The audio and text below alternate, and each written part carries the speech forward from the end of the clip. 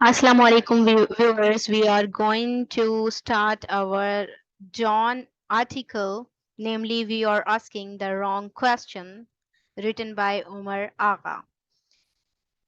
हम ये आर्टिकल जो है उसको डिस्कस करने जा रहे हैं। तो इसके टाइटल ही को फर्स्ट ऑफ ऑल डिस्कस करते हैं पहले तो, कि we are asking the wrong questions का क्या मतलब है।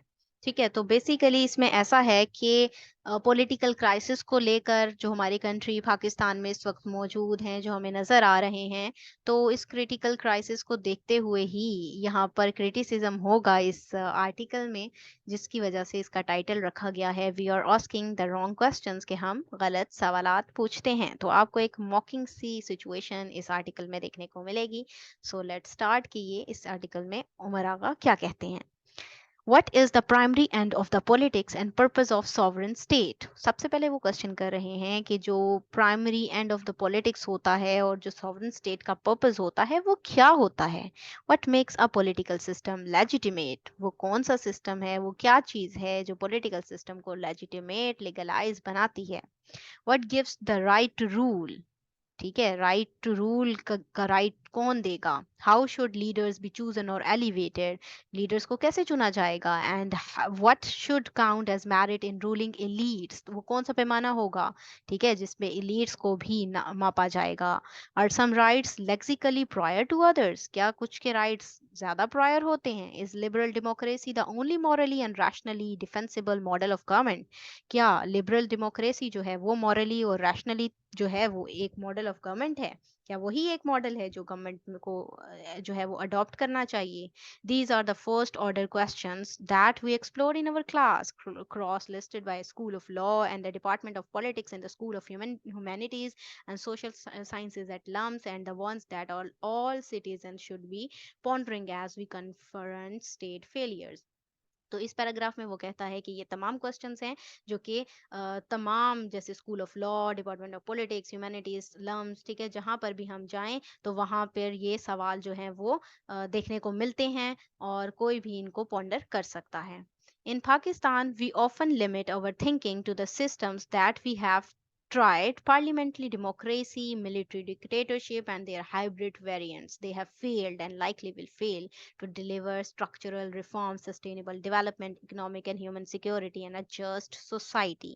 So वो कहते हैं कि इन पाकिस्तान के अंदर इस तरह अगर देखा जाए तो पार्लियामेंट्री सिस्टम और हमारे पास जो डेमोक्रेसी, मिलिट्री डिक्टेटरशिप देखने को मिलती है, तो उस हवाले से अगर हम बात करें तो कंट्री जो है वो फेल रही है अपनी स्ट्रक्चरल रिफॉर्म्स देने में, डेवलपमेंट गोल्स को अचीव करने में, ह्यूमन सिक्योरिटी और एक जस्ट सोसाइटी बनाने में। Worse, many self-appointed and aspiring technocrats have devoted themselves to policy solutions, necessarily second or third order concerns, without addressing underlying structural flaws. Even well-intentioned, rigorously researched, evidence-based policy prescriptions are meaningless if there are deficiencies in constitutional design and in the political theory on which the state's purpose is premised. तो यहाँ पर बताया जा रहा है कि मुख्तलिफ technocrats अपना बहुत सा टाइम जो है इन पॉलिसी सॉल्यूशंस में जो है वो डिवोट करते हैं। ठीक है, क्योंकि मुख्तलिफ पॉलिसीज के, ताकि जो भी प्रॉब्लम्स चल रही हैं उनको सॉल्व किया जाए, लेकिन सो कॉल्ड होता है वो सब कुछ क्योंकि वो, अगर देखा जाए तो डेफिशिएंसीज पाई जा रही हैं हमें कॉन्स्टिट्यूशनल डिजाइंस के अंदर हम देखें। ठीक है, तो पॉलिटिकल थेरी जो है उसका पर्पस जो है पॉलिटिकल सिस्टम का, वो हमें यहाँ पर पूरा होता दिखाई नहीं दे रहा। There is a feeling of relative satisfaction in our ruling elites as the country sinks to a new depths. तो यहाँ पर क्या फीलिंग देखने को मिल रही है कि हम लोग तो सेटिस्फाई ही हैं, मगर हमारी रूलिंग एलिट्स हमें कहाँ लेकर जा रही है, एक अदर जो डेप्थ है, जो अदर होल है, उधर डुबाने के लिए लेकर जा रहे हैं। This approach, admirable in its intentions and taught enthusiastically at places like the Harvard Kennedy School, is akin to treating a cancer patient's more superficial symptoms like bed sores or chronic pain without addressing the underlying tumor. Cancer chances of survival in such cases are, one can reasonably assume, quite bleak. इसका क्या मतलब हुआ, यहाँ पर वो कहता है कि अगर हार्वर्ड कैनेडी स्कूल के अकॉर्डिंग देखा जाए तो वो एक बीमार कैंसर पेशेंट का इलाज किस तरह करेंगे कि वो सुपरफिशियली सिम्टम्स बता देंगे कि बेड सोर्स हैं जी, क्रोनिक पेन है, लेकिन वो ये चीज़ ना डिक्लेयर करें कि दिस इज़ ट्यूमर, ठीक है? इसकी बात यहाँ पर किस तरह से लिंक हो रही है कि हम ऊपर-ऊपर से कह दें नहीं हमें बस ये प्रॉब्लम है, हमारी इकोनॉमी ख़राब है, हमारा बस ये थोड़ा-थोड़ा सा ये सिस्टम ख़राब है, बस थोड़े दिनों में हम लोग ठीक हो जाएँगे, हम प्रोग्रेस कर लेंगे और लेकिन हम ये डिक्लेयर ना करें कि हम डिफ़ॉल्ट की तरफ जा रहे हैं, हम वाक़ई ही तबाही के दहाने पर खड़े हैं। तो ऐसे में जो है वो यहाँ पर मिसाल दी गई है ट्यूमर के साथ, सॉरी कैंसर के साथ इसको, ठीक है? तो ऐसे में क्या है कि इसका इलाज एक ही तरह से मुमकिन हो सकता है कि सिर्फ एक बंदा जो है वो रीजनेबली एज्यूम कर ले, ठीक है, कि वो रैशनली सोचे ना, बल्कि क्वाइट ब्लीक ही रहे, ठीक है, रीजन के साथ उन चीजों को ना सोचे क्योंकि हम गलत क्वेश्चंस पूछते हैं. In other words, we don't need to add to the laundry list of technical solutions. We need the political will to implement the glaringly obvious and a political model that allows such will to exist and to be realized. Indeed, the solutions to some of Pakistan's problems are so fundamental and self evident that college students can readily uh, identify and conceive workable remedies to them. तो अगर दूसरे words में हम ये कह सकते हैं कि हमें लिस्ट तैयार करने की प्रॉपर ज़रूरत नहीं है इन चीज़ों के हवाले से, क्योंकि अगर हम पॉलिटिकल अपनी सिचुएशन देखें तो पाकिस्तान की प्रॉब्लम को कॉलेज स्टूडेंट्स भी इजीली आइडेंटिफाई कर सकते हैं, उसको कंसीव कर सकते हैं. So the right question may not be whether X action is constitutional or not. तो हम सही सवाल तो इसमें ये है कि हम ये ना पूछें कि एक्स एक्शन जो हुआ था वो कॉन्स्टिट्यूशनल था या नहीं. Rather if this constitution can spam effective government that enables human well-being and collective flourishing given our unique social cultural and political realities. कि क्या हम वाकई ही वेलबींग के लिए काम करने के लिए एनेबल हैं या नहीं हैं. सोशल कल्चरल पॉलिटिकल रियलिटीज हमारी बिल्कुल ही यूनिक हैं. A few quick thoughts experiments can manipulative democratic system premised on electables and a relentless cycle of concessions to the electorate to secure re-election deliver. तो यहाँ question ये पूछा जा रहा है क्या इस तरह की जो मैनिपुलेटिव गवर्नमेंट्स या डेमोक्रेसीज होती हैं, क्या ये साइकिल ठीक है, क्या ये साइकिल दुरुस्त है, क्या ये वाकई ही एक सिस्टम जो है इलेक्शन का वो ठीक चल रहा है. If research in the developed world has shown that voters are not rational actors even about their own economic interest. What hope does parliamentary democracy have given our perfect storm of low literacy rates, ethno linguistic identity politics, sectarian biases, and persistent feudalism? तो उसके हवाले से अगर देखा जाए तो हम यही देखेंगे कि जो रिसर्च है डेवलप्ड वर्ल्ड की, research in the developed world, तो यही शो करती है कि voters are not rational actors, कि वो लॉजिकली नहीं सोचते, ना तो अपने इकोनॉमिक इंटरेस्ट के हवाले से ना किसी और पॉइंट ऑफ व्यू से. तो हम देखें तो हमें लिटरेसी रेट देखें तो यहाँ पर एथनो लिंग्विस्टिक आइडेंटिटी पॉलिटिक्स नज़र आती है, सेक्टेरियन बाइसेस नज़र आते हैं, फ्यूडलिज्म ही देखने को हर तरफ मिलता है. नेक्स्ट चलते हैं जी हम आगे की जानिब. Would any institution willingly support policies that seek to implement checks on its power and make it more accountable. कि क्या कोई ऐसा इदारा है जो अपनी पॉलिसीज को चेक करे, उन्हें और अकाउंटेबल जो है वो बनाए. Can interventions by a military hierarchy steeped in a conformist monopolistic colonial yes culture access the imagination and creative thinking needed for institutional innovation and national reform transformation. तो क्या ये भी सवाल पैदा होता है कि क्या ये जो मिलिट्री हायरार्की नज़र आ रही है, जो कॉलोनियल सिस्टम नज़र आता है, ठीक है, क्या ये ट्रांसफॉर्मेशन की तरफ मुल्क को लेकर जा सकता है. The highest virtue here is obedience and the proof is in the pudding. कि इस खीर में जो है वो विर्चू तो सिर्फ यही है कि ओबीडियंस ही दिखाई जाए, बातों को माना जाए. Perhaps most dangerously, there is a feeling of relative satisfaction in our ruling elites as the country sinks to new depths. ठीक है कि कंट्री कहाँ जा रहा है, न्यू डेप्थ्स में डूबने के लिए तैयार है. Justifications include ridiculous logic.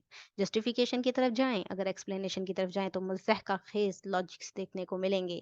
We seem to be doing better than Afghanistan, यूं कि हम अफगानिस्तान से बेहतर कर रहे हैं, और that such issues necessarily exist in developing nations. ये सब इश्यूज डेवलपिंग नेशंस के अंदर क्या नजर आते हैं. If our objectively bad status quo is considered satisfactory or even excellent, I wonder if there are policy solutions to cure such cognitive ailments. तो मैं ये सोचता हूँ, मुझे सोचने में ये मुझे बहुत हैरानी होती है कि क्या इस तरीके से हम अपने एलिमेंट्स को बेहतर करेंगे, क्योर करेंगे? For Aristotle pre requisite of virtuous action was correct moral perception. तो अरिस्टोटल के अकॉर्डिंग अगर इस डेफिनेशन को हम देखें कि वर्चुअस पर्सन कौन है, तो मॉकिंगली यहाँ पर राइटर कह रहा है, if a person lacks these emotional capacities, no amount of formal reasonings और technical policy proposals can help them rule well. तो अगर एक इंसान के पास इमोशनल कैपेसिटीज ना हो, उसकी कमी हो, ठीक है, और टेक्निकल पॉलिसीज प्रपोजल्स को वो प्रॉपर रीजन के साथ ना चला पाए, रूल ना कर सके, ना अहल हो, तो हम ऐसे ही शख्स को विर्चू कंसिडर करेंगे।